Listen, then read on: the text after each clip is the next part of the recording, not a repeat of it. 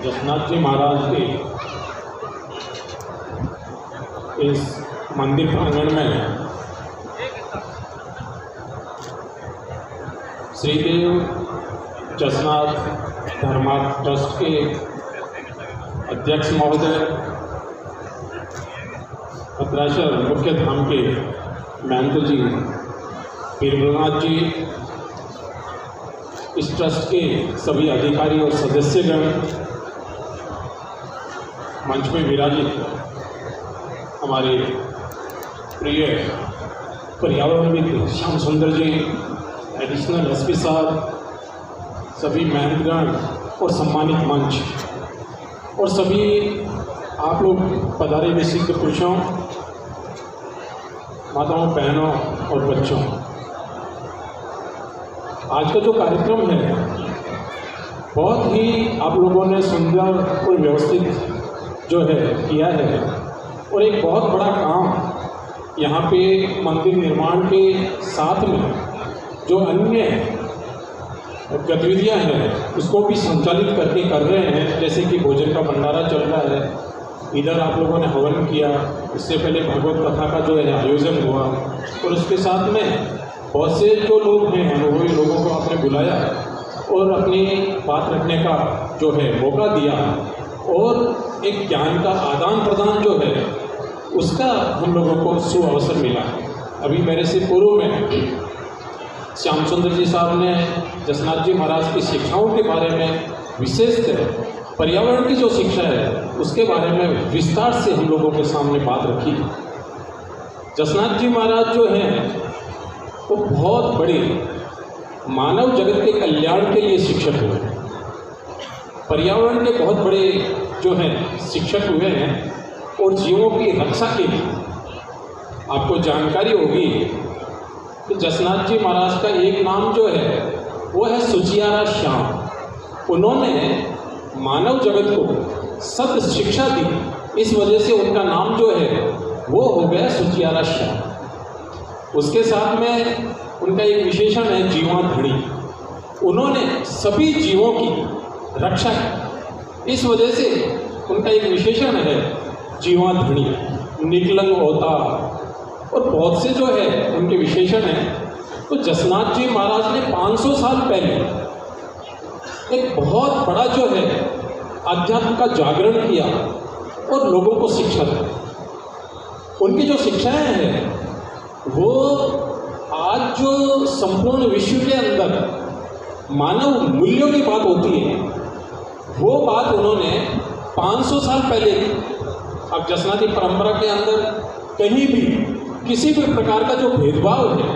जातिगत भेदभाव आपको देखने को नहीं मिलेगा। उन्होंने अपने पहले नियम में ये बात कही, जो कोई जात हुए जसनाथ,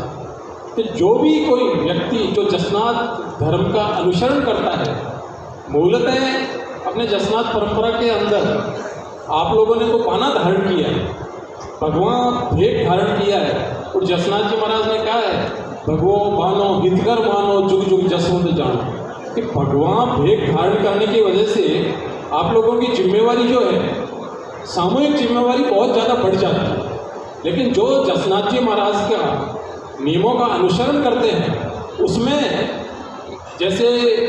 जिस खली भूभाग में वो अपनी शिक्षा दे रहे थे तो वहाँ जाटों की बहुलता थी, तो इस वजह से अधिकतर जो है वो जसनाथ परंपरा के अंदर जाट जाति से लोग आए। लेकिन जैसा कि अभी जाड़ी साहब ने बताया था कि ब्राह्मण भी बहुत है हमारी जो जिस परंपरा से मैं संबंधित हूँ, पांचला सिद्धा, तो पांचला सिद्ध पुरुषों की वजह से बाकी कई लोग सुनते हैं उनको लगता है कि पांचला सिद्धा मतलब वहाँ सिद्धि होंगे सारे, वहाँ तो सारी जाति के लोग हैं और सभी लोग जो है जसनाथ अनुयायी है। वो चाहे वो जाट हो, राजपूत हो, बिश्नोई हो या मेघवाल हो, हरिजन हो, नाई हो, सुधार हो, सभी लोग जो है जसनाथ अनुयायी हैं। जसनाथ जी महाराज की शिक्षाओं को धारण करते हैं और उनकी अनुपालना करते हैं। तो वो जसनाथ जी महाराज जो है वो बहुत बड़े जो है वो मानव मूल्यों को स्थापित करने का काम किया हुआ। इस परंपरा के अंदर जैसे है कोई भेदभाव नहीं है। कई धर्मों के अंदर क्या आप देखेंगे कि जहाँ पुरुष और स्त्रियों में भी भेद है, कि वो लोग जो है प्रवेश कर सकते हैं, वो लोग प्रवेश नहीं कर सकते, जबकि जसनात परंपरा के अंदर बहुत सी सतियाँ हुई है जो अपने प्यारल सती, कालल सती, रामी सती और बहुत सी जो है सतियाँ हुई है आध्यात्मिक जागरण किया वो महिलाएं। आज जैसा कि अभी पूर्व में कई जो है सरपंच और जनप्रतिनिधियों के नाम उच्चारण किया तो उसमें से उनके प्रतिनिधि आए, लेकिन फिर भी एक अच्छा सुखद संयोग की लास्ट में 2 मातृशक्ति के रूप में अपने मंच पे उपस्थित थी, जबकि मंच पे भी जो है मातृशक्ति का भी योगदान होना चाहिए और उनको अगर समाज को अपने को आगे बढ़ाना है तो उनका योगदान भी पूरा होगा, तभी आप लोग जो है विकसित हो सकेंगे या आगे बढ़ सकेंगे। तो जसनाथ जी महाराज ने जाति भेद, लिंग भेद, जगह का भेद, इस सबको मिटाकर उन्होंने हमारे कल्याण के लिए हम लोगों के सामने नियम और धर्म की मर्यादा स्थापित की। मैं पुनः आप लोगों से ये कहना चाहता हूँ कि जिन लोगों ने भगवान धारण किया है उन लोगों को निश्चित रूप से जो उनके अनुशासन है उनका पालन करना चाहिए और उनकी शिक्षाओं को जो है आगे बढ़ाना चाहिए। और जो जसनाथ अनुयायी है उनका भी ये दायित्व बनता है और ये जो है बहुत बड़ा काम है। आध्यात्मिक जागरण जो है वो बहुत बड़ा काम है। जसनाथ जी महाराज की शिक्षाएं प्रत्येक व्यक्ति को तक पहुँचे, ये भी बहुत बड़ा काम है। जैसा कि श्याम सुंदर जी ने बताया कि अगर संपूर्ण विश्व को जरूरत है, भारतीय आध्यात्म की संपूर्ण विश्व को जरूरत है, योग की संपूर्ण विश्व को जरूरत है, पर्यावरण की जो है संपूर्ण विश्व को जरूरत है। अभी 2 साल पहले ये महान वैज्ञानिक हुए, पिछली सदी के सबसे बड़े वैज्ञानिक हुए, तो उन्होंने भी कहा कि मानव जो है वो नष्ट होने की तरफ बढ़ रहा है और उसकी उल्टी गिनती जो है वो शुरू हो चुकी है। और उन्होंने कहा उसके 3 कारण उन्होंने गिनाए। तो एक कारण तो उन्होंने बताया कि जैसे रासायनिक युद्ध है या परमाणु युद्ध है, इससे इतने हथियार जो है इकट्ठे हो गए कि किसी भी समय जो है पूरी पृथ्वी नष्ट हो सकती है। दूसरा उन्होंने बताया कि विज्ञान की अंधाधुंध खोज है, विज्ञान जो है वो बहुत ही उपयोगी है, अपने जीवन को सरल बनाने में उपयोगी है, अपने को स्वस्थ रखने में उपयोगी है, लेकिन अगर गलत तरीके से विज्ञान की खोज होती है, जैसा कि कई जगह हो भी रही है, युद्ध के मामले में, हथियारों के मामले में हो रही है, कई जगह जो है जेनेटिक मॉडिफिकेशन कर रहे हैं, जो जीवों के अंदर जो परिवर्तन कर रहे हैं, तो वो सब चीज़ें जो है वो गलत दिशा में खोज। और तीसरा उन्होंने बताया पर्यावरण। उन्होंने कहा कि अगर पर्यावरण जो है, जैसा कि अगले 50 साल के अंदर ये स्थिति हो जाएगी, अगर ऐसी ही स्थिति रही तो मानव का जो है अस्तित्व नष्ट हो जाएगा। तो हम लोगों पे एक दायित्व भी है और जसनाथ जी महाराज ने जैसा कि एक्शन में जो काम किया वो हमारा भी दायित्व बना। तो हम लोगों को भी जो जसनाथ जी महाराज की शिक्षाएं, शिव शंकर का ध्यान धरी से मुख से राम नाम बोल, अगर आप राम का नाम लेंगे, भगवान शिव का ध्यान करेंगे, तो आपके जीवन में जो है गहन शांति उत्पन्न हो जाएगी। आजकल जो अनेक प्रकार की बीमारियां हैं, मानसिक बीमारियां हैं, शारीरिक बीमारियां हैं, हमारा खान पान जो है दूषित है, हमारा आचार विचार जो है दूषित है, तो उस स्थिति में हमारे पास जो सबसे बड़ा हथियार है वो हथियार है ध्यान। तो आप लोग अपने जीवन के अंदर जसनाथ जी महाराज की शिक्षाओं में से स्वच्छता का जो है और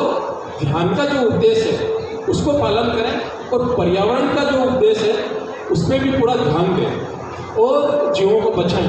तो पर्यावरण का जो है अपने खेड़ी लगाएं,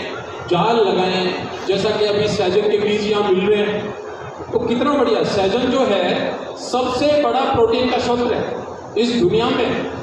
जो लोग कहते हैं ना कि चलो भाई ये मांसपेशी का भक्षण करने से प्रोटीन मिलती है या और कोई चीज़ों से मिलती है, कई लोग अपन सोचते हैं जैसे अगर गाय का, भैंस का दूध से प्रोटीन मिलती है, लेकिन प्रोटीन का सबसे अच्छा स्रोत जो है, मिनरल्स का सबसे अच्छा स्रोत है वो सहजन है।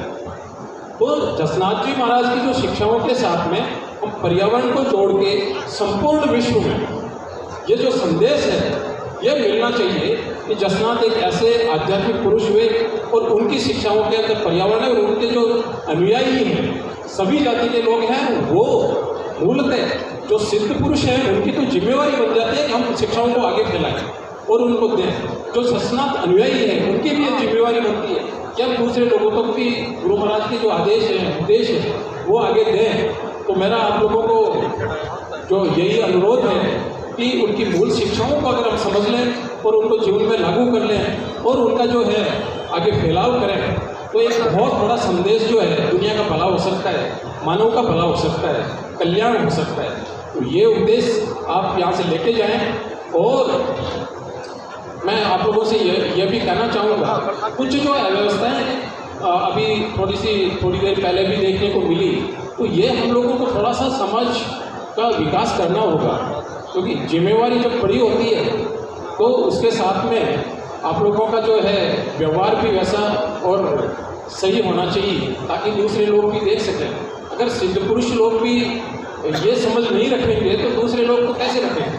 हमारे कई जगह ऐसा उल्लेख होता है कि लोग जाने जाते हैं कि ये जसनाथ अनुयायी है तो उनके अंदर नशा नहीं है,